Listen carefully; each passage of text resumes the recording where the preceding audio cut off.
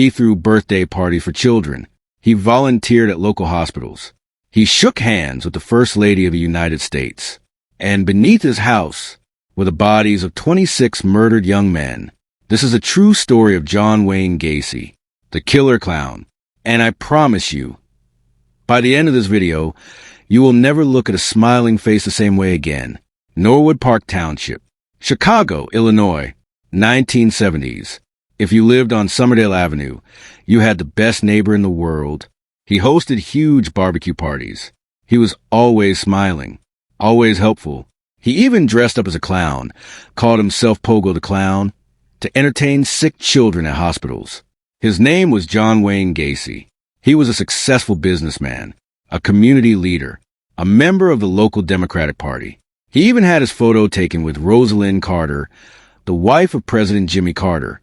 On the surface, John Wayne Gacy was the American dream.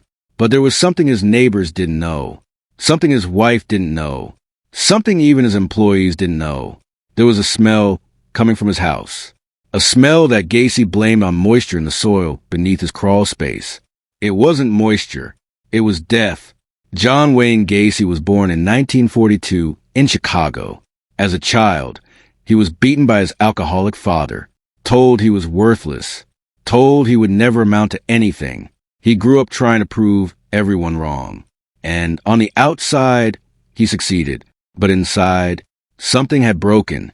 In 1968, before the murders even began, Gacy was already convicted of sexually assaulting a teenage boy. He served 18 months in prison. He was released early for good behavior. When he walked out of that prison, he moved back to Chicago, started a new life, started a business, got married again. And in 1972, he killed for the first time. His method was always the same. He would approach young men, mostly teenagers looking for work. He would offer them a job at his construction company. He would invite them inside his home. Then he would show them a magic trick. He would ask his victim to hold out their hands. He would put handcuffs on them just as part of the trick, he said, and then he would tell them the trick. The trick, Gacy would whisper, is that you need a key to get out. Between 1972 and 1978, Gacy murdered 33 young men and boys. 26 were buried directly beneath his house, in the crawl space under his floors.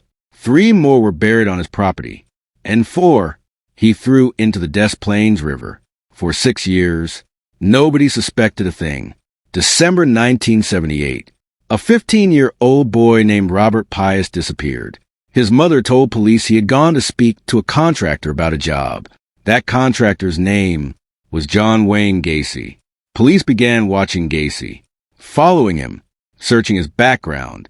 They discovered his 1968 conviction for assault. On December 21st, 1978, they entered his home with a search warrant. And that's when they smelled it. That smell his neighbors had noticed for years.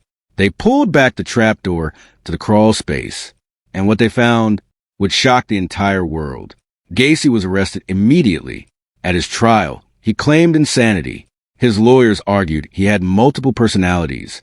The jury didn't believe a word of it. They deliberated for just 2 hours. Guilty on all 33 counts of murder. John Wayne Gacy was sentenced to death. On May 10, 1994, he was executed by lethal injection. His last words? Kiss my ass. John Wayne Gacy threw parties. He made people laugh. He shook hands with the First Lady. And he was one of the most prolific serial killers in American history. The scariest monsters don't hide under your bed. They live next door. If the story gave you chills, you know what to do. Subscribe. Because next week, we're covering a case even darker than this one. Stay safe.